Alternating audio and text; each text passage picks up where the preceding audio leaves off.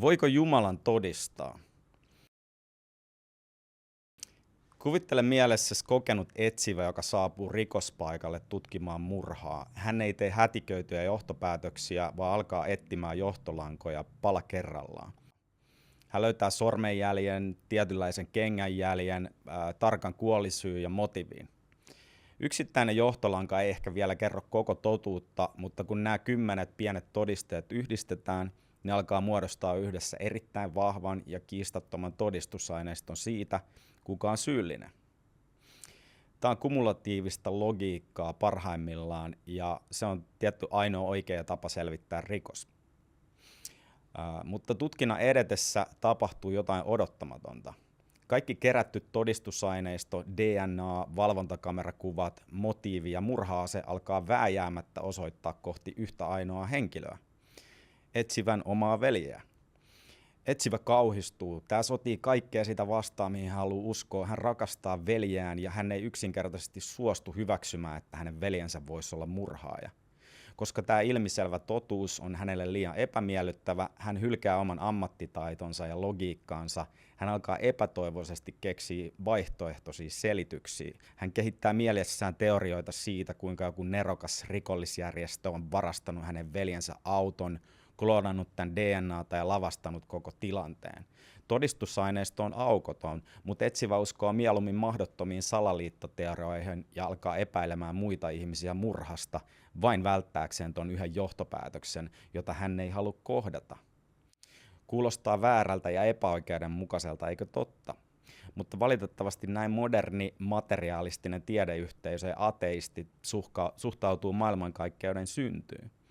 He ei suostu uskomaan sitä, mihin todistusaineisto osoittaa, vaan he haluaa toisenlaisen selityksen ja siksi etsivät päivästä toiseen todistusaineistoa, joka osoittaisi, että maailmankaikkeus on olemassa ilman Jumalaa. Todellisuudessa materialistinen maailmankuva on se, joka vaatii uskoa mahdottomaa.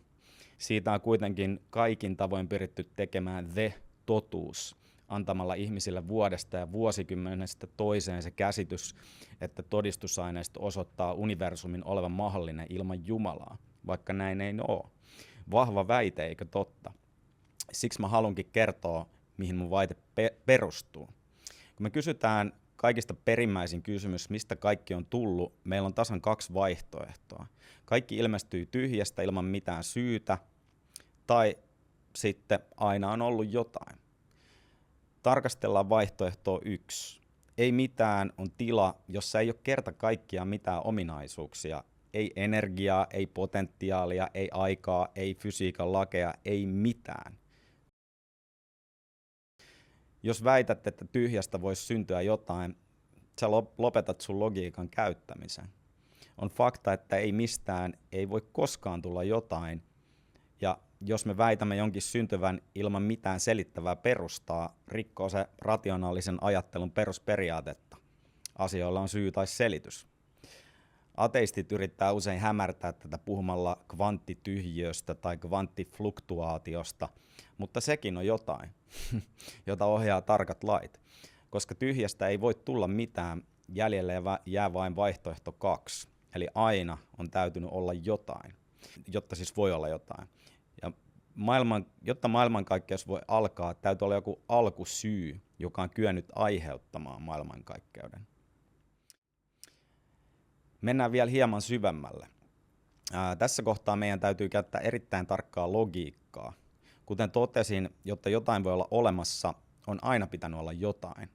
Mutta sana aina on ajallinen käsite.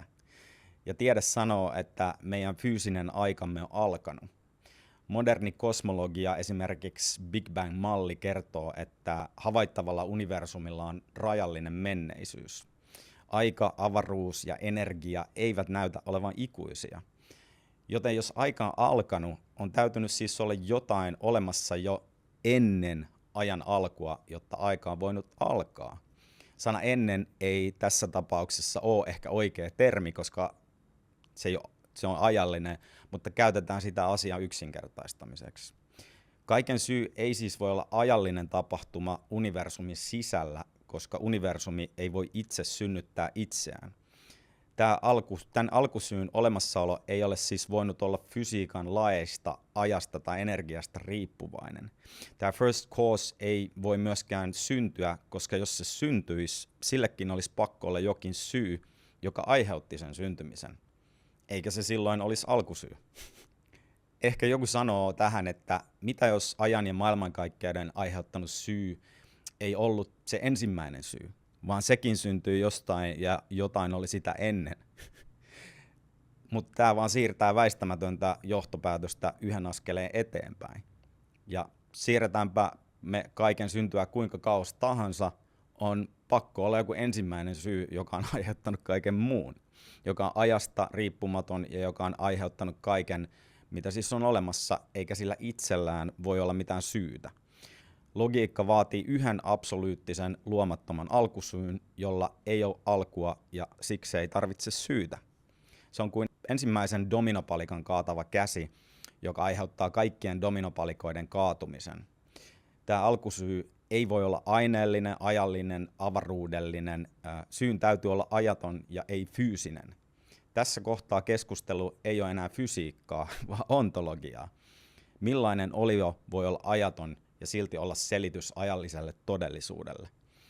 Tälle on kaksi päävaihtoehtoa. Alkusyy on abstrakti olio, kuten numero tai matemaattinen totuus, tai sitten alkusyy on tietoinen kausaalisesti vaikuttava mieli. Abstraktit objektit ei aiheuta mitään ja luvut eivät luo universumia. Jos jokin ajatun todellisuus aiheuttaa ajallisen todellisuuden, se näyttää muistuttavan enemmän mieltä kuin materiaa. Ja mietin myös tätä. Muutos edellyttää aina ajan olemassaoloa. Jos aikaa ei ole, mitään ei tapahdu, eikä yksikään dominopalikka kaadu. Kaikki vain on sellaista kuin on, mitä se ikinä sitten onkin. Siksi maailmankaikkeuden alku ei voinut olla myöskään kehitysprosessi. Tiede yrittää selittää, että kaikki kehittyi pisteestä A pisteeseen B sattumalta miljardien vuosien saatossa, mutta tämä on mahdotonta ilman aikaa. Sattuma vaatii kokeiluja ja kokeilut vaatii aikaa. Jos aikaa ei ole myöskään kokeiluita. Jokin aiheutti sen, että aika alkoi, mutta tuo syy ei voinut kehittyä pikkuhiljaa, koska aikaa ei ollut. Siksi ajan alkaminen ei voinut olla sattumanvarainen prosessi, vaan sen oli pakko olla yliluonnollinen, tietoinen ja välitön päätös. Ajaton alkusyy on siis ainoa looginen selitys. Jos ateisti väittää, että kaikki tapahtui itsestään, hän törmää seiniin, jotka on matemaattisesti ylitsepääsemättömiä. Seinä numero 1 on energia. Fysiikan peruslaki sanoo, ettei energiaa voi syntyä tyhjästä, vaan sen määrä on eristetyssä järjestelmässä vakio. Se voi vain muuttaa muotoaan. Silti logiikka sanoo, että koska maailmankaikkeudessa on energiaa, sen on ollut pakko tulla jostain, koska ajalla on alku, eikä mitään ole voinut kehittyä ennen sitä. Meillä on energiaan alkuperälle tasan 2 vaihtoehtoa, ja kumpikaan niistä ei toimi ilman suunnittelijaa. Vaihtoehto A. Energia tuli olevaiseksi tyhjästä täsmälleen silloin, kun aika alkoi. Mutta luonto ei voi rikkoa omaa peruslakiaan luodakseen itsensä. Ja fysiikassa ei ole olemassa luonnollista mekanismia, joka kumoaa fysiikan lait ja luo energiaa tyhjästä. Jos luonnonlaki rikotaan, tarvitaan luonnonlakien ulkopuolella oleva yliluonnollinen aiheuttaja. Ja vaihtoehto B. Energia oli jo olemassa aina ennen ajan alkamista, mutta tässä materialismi törmää loogiseen umpikujaan. Jos sokea tiedostamaton energia vain lepäs ajattomassa tilassa, miksi se yhtäkkiä aktivoitu ja muuttui maailmankaukkeudeksi juuri tiettynä hetkenä? Tiedostamaton luonnonvoima ei voi tehdä valintaa muuttaa tilansa. Jos se on ollut ikuisesti staattisena paikoillaan, sen pitäisi fysiikan mukaan pysyä ikuisesti paikoillaan. Ainoa tapa, jolla ikuinen ajaton ja muuttamaton tila voi yhtäkkiä aktivoitua ajalliseksi tapahtumaksi, on se, että jokin tekee päätöksen käynnistää sen. Päätös vaatii tahdon ja tahto vaatii persoonan. Siksi sokea energia ei riitä selitykseksi. Tähän liittyy myös fysiikan toinen armoton laki. Entropia eli maailmankaikkeuden epäjärjestyksen kasvu ja käyttökelpoisen energian väheneminen. Kuvittele vanhanaikainen vedettävä taskukello. Se tikittää aikansa, kunnes sen jousi löystyy ja kello pysähtyy. Maailmankaikkeus on just tällainen kello. Tähdet palaa loppuun, käyttökelpoinen energia vähenee jatkuvasti. Ja jos maailmankaikkeus ja sen energia olisi olleet olemassa ikuisuuden vailla alkua, tämä kosminen kello olisi tikittänyt energiansa loppuun ja pysähtynyt jo ääretön aika sitten. Kaikki olisi nykyään pelkkää kylmää, kuollutta, säteilevää tyhjyyttä.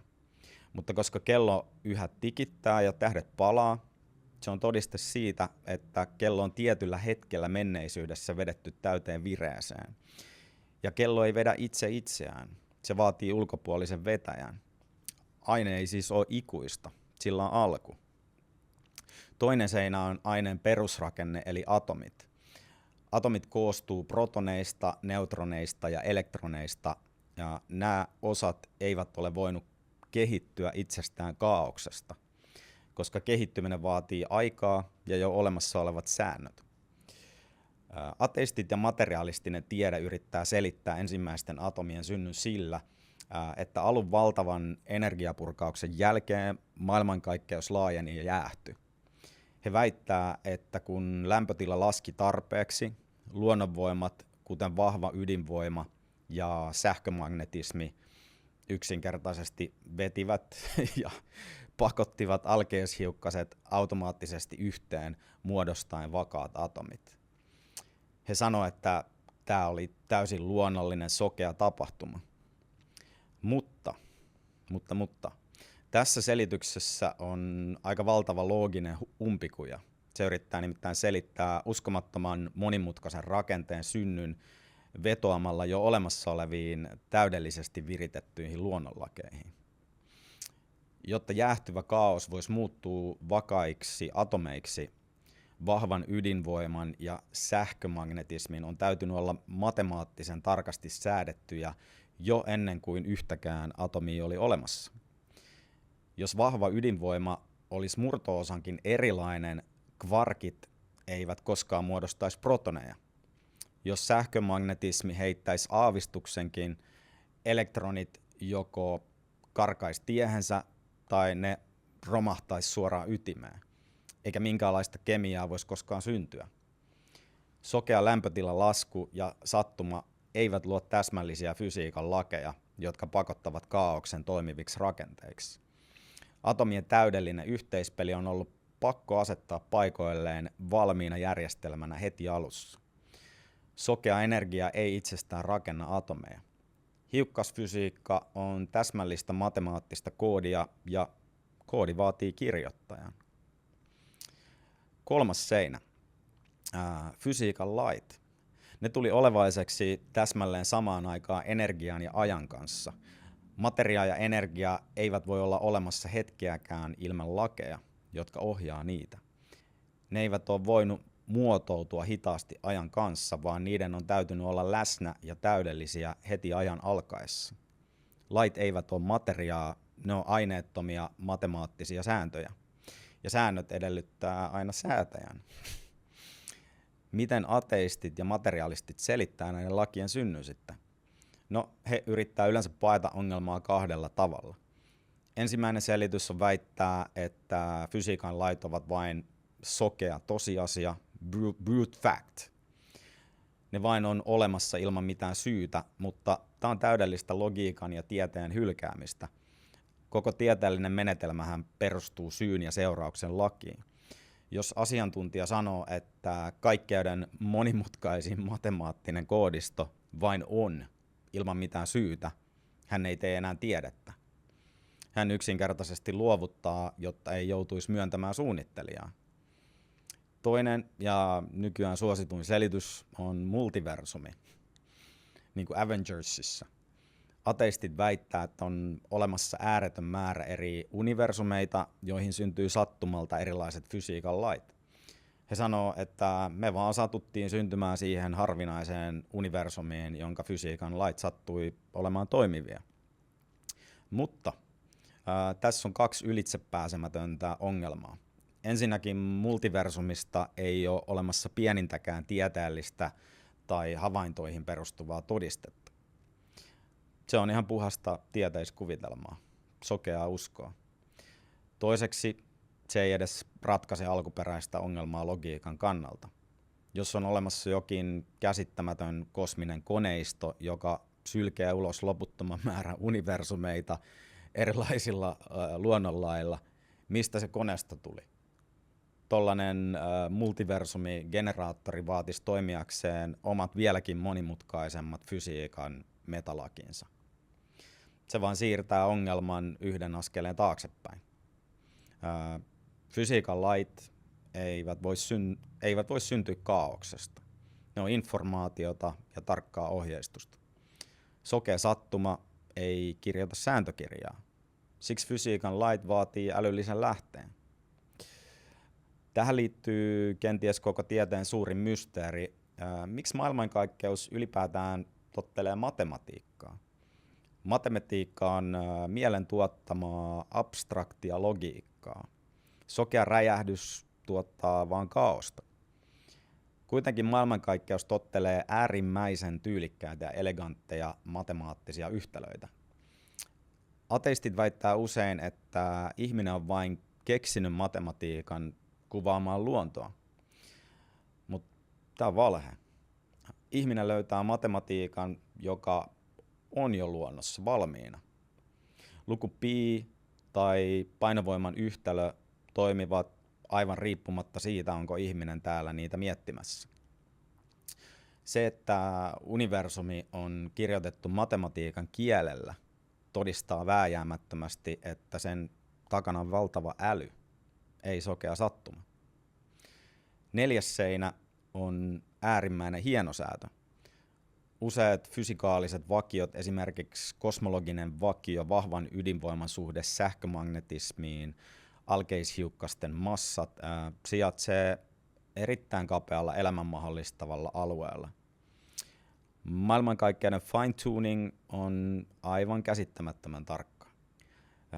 Tähdet, planeetat ja maapallo on asetettu paikoilleen täydelliseen tasapainoon. On käytännössä mahdotonta, että kaikki tämä energia, aika, fysiikan lait ja hienosäätö tulisi olevaiseksi samaan aikaan ja sattumalta. Todennäköisyys sille on käytännössä 0. Se on kuin heittäisi miljardi noppaa ja jokainen niistä näyttäisi 6 joka kerta. Jos universumin perusrakenne on äärimmäisen herkkä parametreille ja nämä parametrit osuu just siihen elämää mahdollistavaan alueeseen, älyllinen luojaselitys on vakavasti otettavin vaihtoehto. No, miten ateistit yrittää selittää tämän käsittämättömän tarkkuuden, kun he on jo joutunut hylkäämään multiversumin mahdottomana satuna? No, heillä on 2 yleistä oljenkortta. Ensimmäinen on väittää, että hienosäätö on fysikaalinen välttämättömyys. He sanoo, että maailmankaikkeuden oli pakko muodostua tällaiseksi, eikä fysiikan vakiot voisi edes olla mitään muuta. Mutta yksikään vakavasti otettava fyysikko ei enää usko tähän. Mikään fysiikan laki ei vaadi, että painovoiman, sähkömagnetismin tai elektronin massan on oltava just se, mikä se on. Nämä arvot olisi voineet asettua mihin tahansa äärettömän laajaan skaalaan, mutta ne asettui täsmälleen elämän ja aineen mahdollistavaan mikroskooppisen kapeaan neulansilmään. Toinen ja ehkä kaikkein epätoivoisin selitys on niin sanottu antrooppinen periaate. Ateisti sanoo, meidän ei pitäisi yllättyä tästä hienosäädöstä, koska jos maailmankaikkeus ei olisi elämälle sopiva, me emme tietenkään olisi täällä ihmettelemässä sitä. Mutta tässä hän tekee massiivisen loogisen virheen. Kuvittele, että sut on tuomittu teloitettavaksi. Sun edessä on 50 ammattitaitoista tarkkaampujaa. He kaikki laukaisee aseensa yhtä aikaa. ja hups, kaikki ampuu ohi. Kun huomaat olevas elossa, sanotko itsellesi, minun ei pitäisi yllättyä tästä, sillä jos he olisi osuneet, en olisi täällä ihmettelemässä asiaa. No et tietenkään. Vaikka olemassaolo kyllä vaatii sen, että he ampuivat ohi, se tosiasia ei millään tavalla selitä, miksi he ampuivat ohi. Ainoa looginen johtopäätös tuossa tilanteessa on se, että ohiampuminen oli etukäteen suunniteltu ja tarkoituksellinen päätös. Muuta selitystä ei ole. Sama pätee maailmankaikkeuteen. Se fakta, että me ollaan täällä, ei selitä sitä, miksi fysiikan arvot on säädetty täydellisesti meitä varten. Tälle asettelulle on pakko olla joku syy. Ja ainoa syy, joka ei vaadi matemaattisten mahdottomuuksien sokeaa uskomista, on älykäs suunnittelija. Kun me vedetään kaikki tämä yhteen, jokainen todiste osoittaa kohti tietoista alkusyytä ja luojaa, joka on ajan, materiaan ja fysiikan lakien ulkopuolella. Luojaa, joka kykenee suunnittelemaan kaiken äärimmäisellä tarkkuudella ja käsittämättömällä viisaudella, sekä myös toteuttamaan tämän suunnitelman. Ainut syy olla myöntämättä tätä tosiasiaa on se, jos ihminen ei halua uskoa todistusaineistoon ja hän on päättänyt, että se ei vaan voi olla selitys millekään. Tällöin ilmiselvää asiaa ei hyväksytä ja syiden etsiminen muualta jatkuu, koska vastaukset ei miellytä. Tätä voidaan kutsua myös motivoituneeksi päättelyksi. Tällöin todistusaineiston tarkastelija on päättänyt jo etukäteen, että Jumalaa ei ole, huolimatta siitä, mitä todistusaineisto sanoo. Tällöin kaikki argumentit Jumalan puolesta kumotaan yksi toisensa jälkeen kaikenlaisilla selityksillä, jotka puoltaa omaa näkemystä. Mutta todellisuudessa ne ei kykene kumoamaan vahvaa todistusaineistoa. Sanottakoon myös, että tällä videolla on mahdotonta käydä läpi jokaista aihetta niin syvällisesti, että jokainen ateistien vasta-argumentti voitaisiin perata juuriaan myöten. Siksi on tärkeää, että sä katsojana keskityt tämän videon ytimeen ja sen sijaan, että yrität löytää virheitä tai jotain, jota en maininnut, keskityt niihin argumentteihin, joita mä videolla esitän. Suunnittelija voidaan todistaa siten, että mikään muu vaihtoehto ei ole mahdollinen. Ja tämän videon tarkoitus on nimenomaan osoittaa sulle, että ei ole mitään muuta vaihtoehtoa kuin yliluonnollinen suunnittelija, joka on niin käsittämättömän viisas ja voimallinen ja ikuinen, että hän on kyennyt luomaan käsittämättömän monimutkaisia, mutta toimivia kokonaisuuksia samanaikaisesti. Ateistit halveksii usein uskovia, koska me uskotaan yliluonnolliseen, mutta he itse uskoo niihin kaikkein mahdottomimpiin asioihin. He uskoo, että kaikki energia tuli tyhjästä, ilman mitään syytä, tai että se on aina ollut ilman syytä. He uskoo, että ajattomuus käynnisti ajan itsestään ilman päätöstä. He uskoo, että atomit ja fysiikan lait hakeutuivat järjestykseen ilman syytä. He uskoo, että maailmankaikkeuden fine-tuning tapahtui itsestään.